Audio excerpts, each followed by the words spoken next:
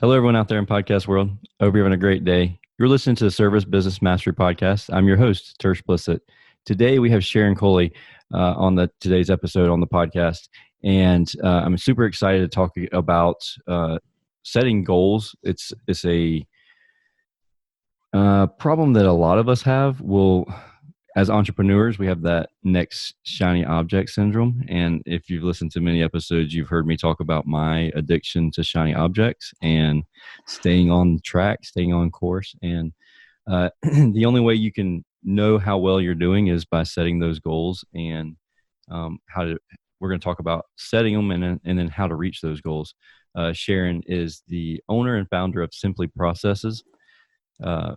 Where she helps entrepreneurs find the time that they need to grow their business. We all know that we only have 24 hours and that we can't squeeze that 25th hour. No matter how hard we try, we can't do it. So you have to stay organized. She has 15 years experience working with the leading global brands like Coca-Cola, Diageo, and GlaxoSmithKline. That's really cool. And so Sharon has successfully helped these companies around the world, several companies around the world, increase performance, minimize costs while meeting customer objectives.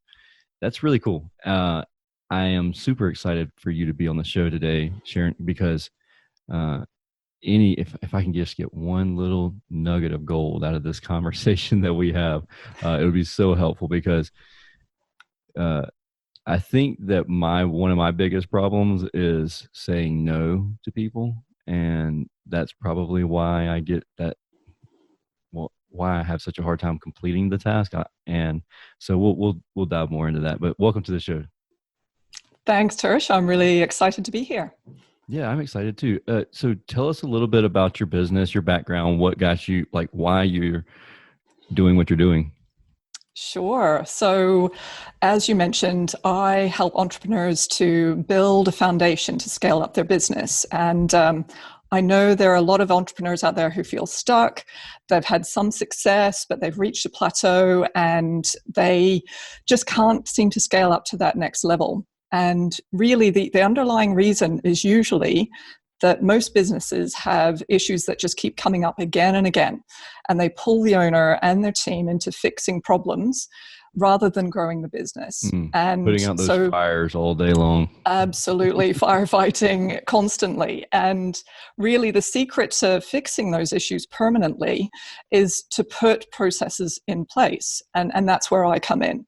So I help owners to improve and document their processes so that tasks get done the same way, giving the result that they want every time. And it sounds relatively straightforward, but it's actually harder than it sounds to get that down. I was going to say, I've read E-Myth Revisited, and that's kind of like the OG processes and procedures type book out there, but I was on fire when I read it and then listened to it. And then a year later, I listened to it again. And I'm like, why haven't I done all this stuff? And then it's like, it's harder than what it sounds. It sounds super simple whenever Michael Gerber's like, oh yeah, just do this and do that. And, bake your cake or bake your pie. And I'm like, Michael, we're going to have a talk here.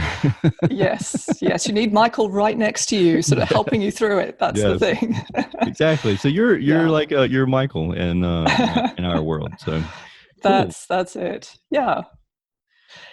So yes, absolutely. It's not an easy thing to do, especially if you're not systems focused yourself. So, a lot of business owners are quite creative and they're really not systems type of people. Mm-hmm. And so it really becomes incredibly important to get some help to be able to just get that incentive to keep going, to push on through, get those processes documented.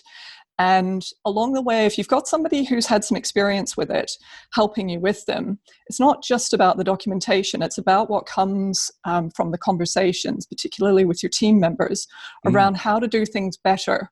And that's really what brings the benefits of documenting processes. So, It really does unleash that kind of improvement potential.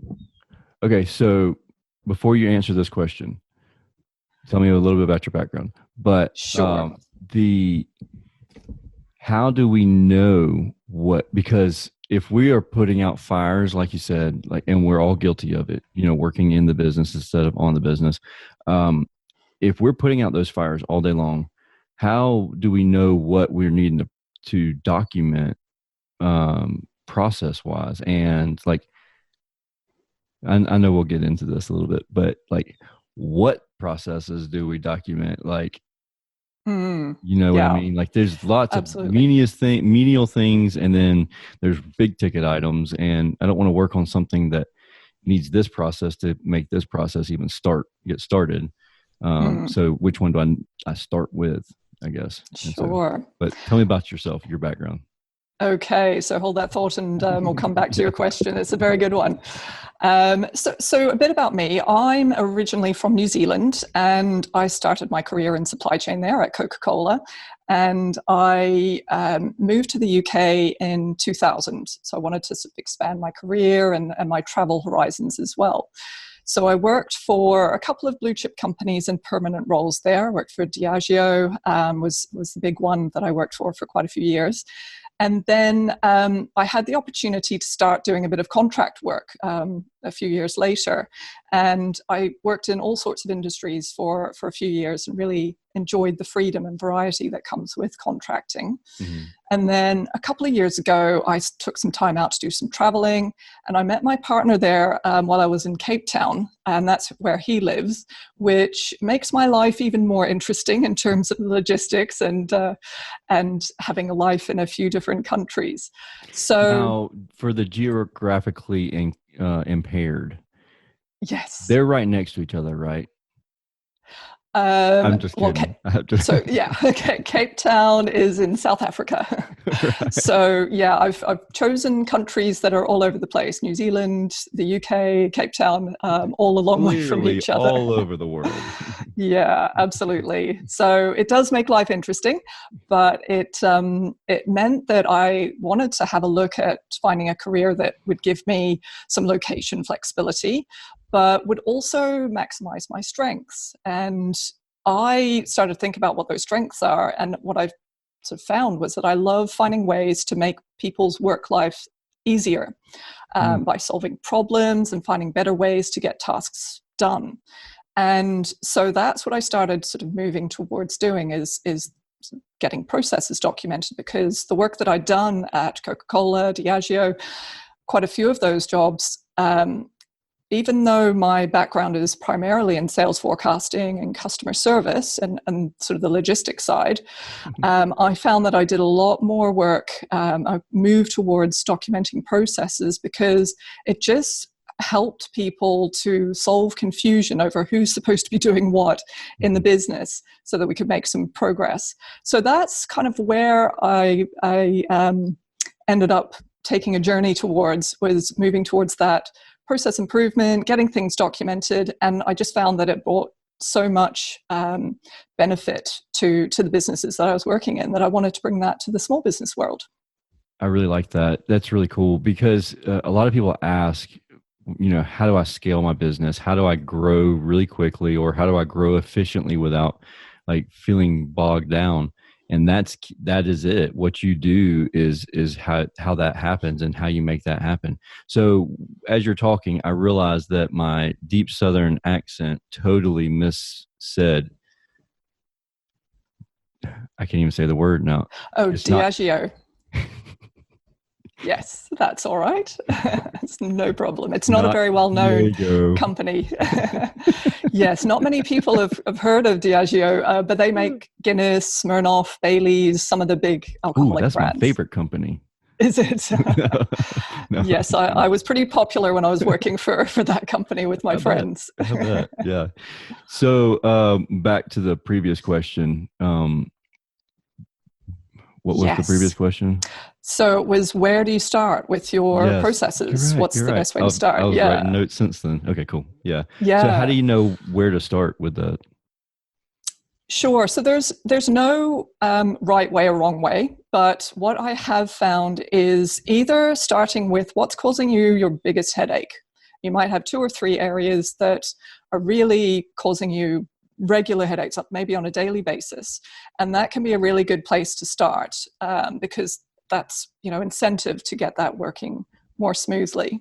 Okay. Um, So yeah. on that note, sorry for keep interrupting you, but No, my go brain ahead. just triggers things and then squirrel ADD.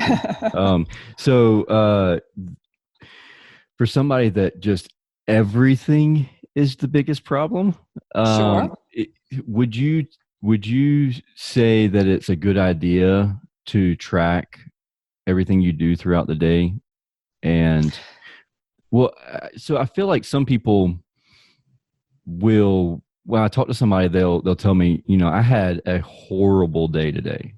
My Mm, today was horrible, and then we go and we talk about the day and converse about it, and then come to find out it wasn't a horrible day. It was actually a great day, but there was a horrible 20 minutes there, right. and that's what you're focusing on. So would you say it's beneficial for them to track throughout their whole day how much time they're spending on certain things and tasks, and then like if you like that task but not good at it versus not like the task and not good at it type stuff?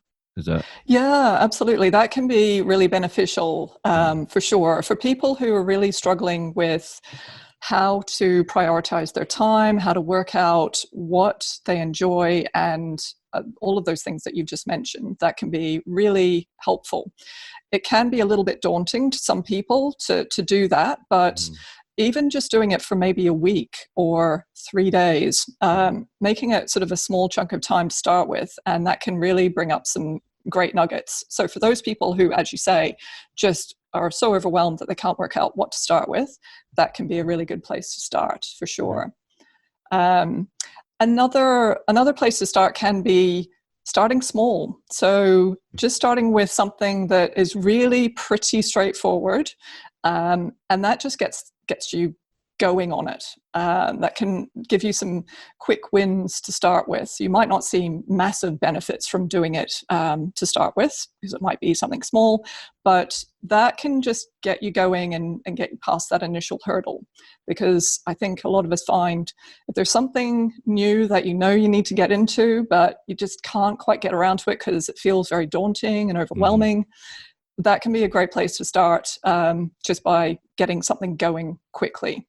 Yeah, that's a really So, good idea. I like that because um, so we have like a pyramid, I have a 90-day warm app, and our bottom pebbles, that's like six small tasks that you complete throughout the 90 days. And those are the ones that should take you a couple hours versus the top one, which should take 90 days to do. But me, and the way that my mind works is like, all right, I'm going straight to the top. I'm going to work on that one. And then I never finish it because I should have worked on the pebbles. I should have worked on the small things at the bottom, but my brain just doesn't work that way. So like I have it visually on my wall right here now. So I'm like, don't touch that one. Start right. there. Do the small stuff so you can actually get it completed. Yes, yeah, that's right. Sometimes the big stuff is really what you need to prioritize first thing in the morning. Usually the best time for most people, not Mhm. always, but a lot of the time. So if there's something really big that you want to get onto, then putting some time in before you start looking at your emails can be great. But Mhm. also, yeah, if you've got some priorities, even if they're small, that need to get done, if you've got a deadline, then you've got to put those to the top of the list. So, yeah. Yeah, I like that. So with your company, how do you how, what is it that you do when you come in? Do you create like a process.st type thing, or are you doing like a are you like how does it how do we interact with you to get you on board with us? Mm. So it depends on the size of the business. So I've been working more with smaller businesses, so 20 employees, Mhm. plus, and they tend. I try to keep it simple. Basically, starting simple is incredibly important. So trying to keep it, to, I guess, a minimum on the tools that are used is quite important. And this works really well for much smaller businesses up to maybe 50 people or something in the business. So that is using Word documents and having them in a shared drive, for example, so somewhere that everyone can use, or Google Docs. And no need for a system at this point. That's something that you could look at down the track. But really, the most important thing is keeping it simple, getting it down on paper or on a digital document, and then you can move on to a system if you want to. But it really is initially me sitting down with the owner, talking through what are their objectives, what's their goal, their vision for the business. And that's a really important place to start, so that we can work out what direction that they want to take the business in. And not all business owners do that, especially small business owners. It's not something that they would necessarily think is important, but that's a great place to start, because it then can inform so many of the decisions that get made by them and their teams on what to do, but also what not to do in their business. So once you've got that vision in place, then you start talking more about, okay, processes, what do we want to document, and goes back to how do we start. And then I just start documenting, or getting somebody in their team to write down. That's even better, actually, if team members can start doing that, because the idea is that this becomes a living, breathing approach to the business. And so it's, most processes are simply step 1, open Excel. Step 2, type in some data. It really is one at a time.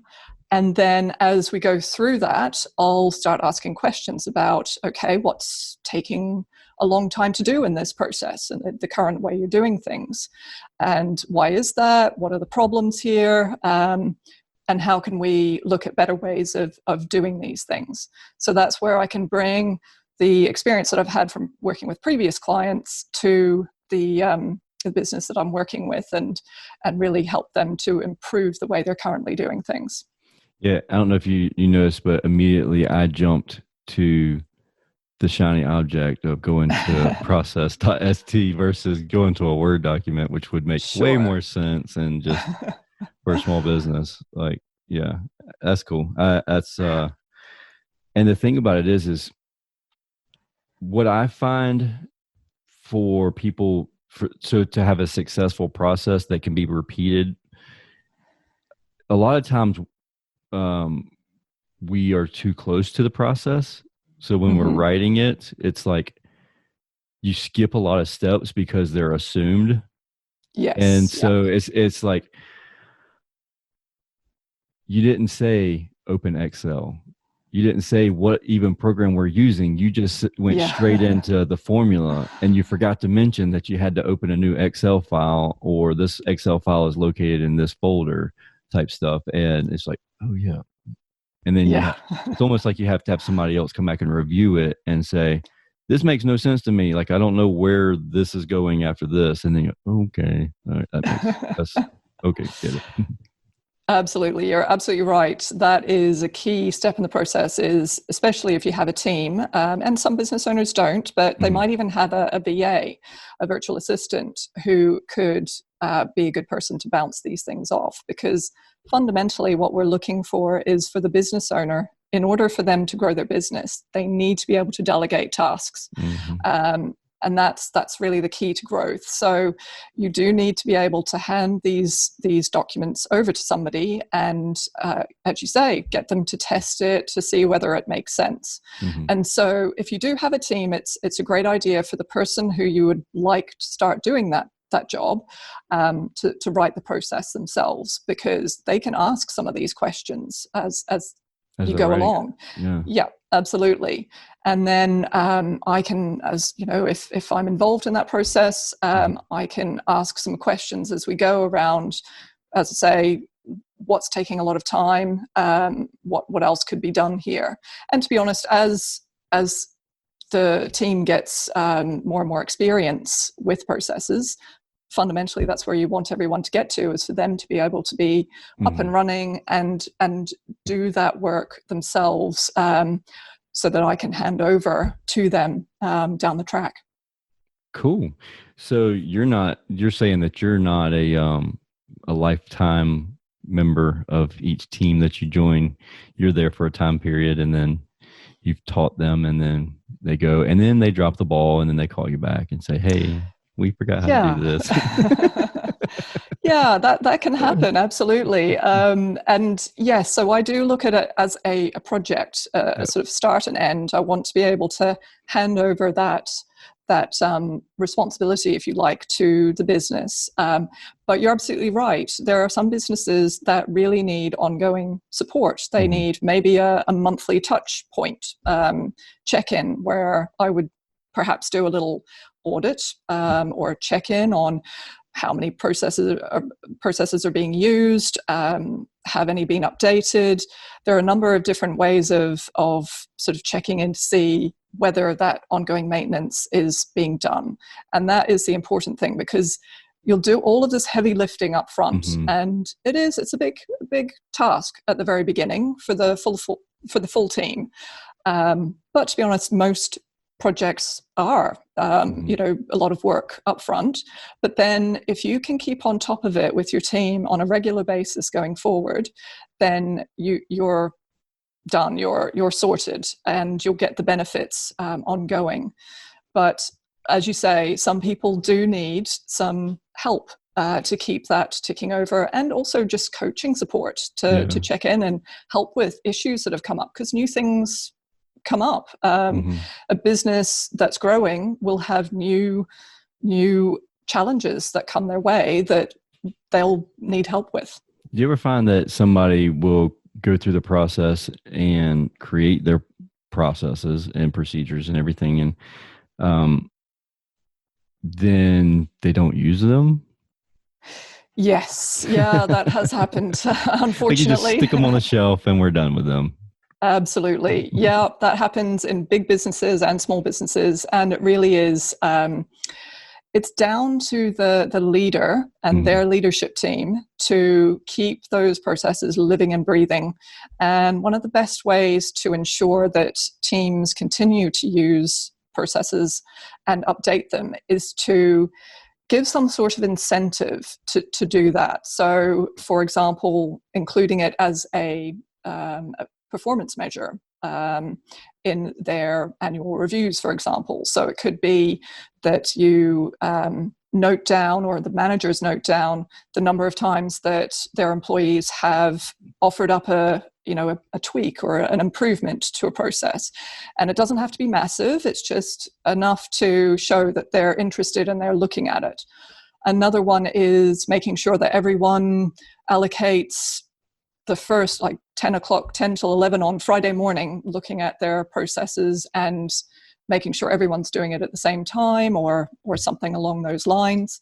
There are a few different ways of giving incentives, and also just handing out little thank yous. So maybe putting up a leaderboard where you've got a little competition going on with showing the number of people who are looking at processes on a regular basis. And you could perhaps give a bottle of wine to the one who's looked at the most in a month. So it doesn't have to be big. It doesn't have to be a massive incentive, but people love that kind of thing.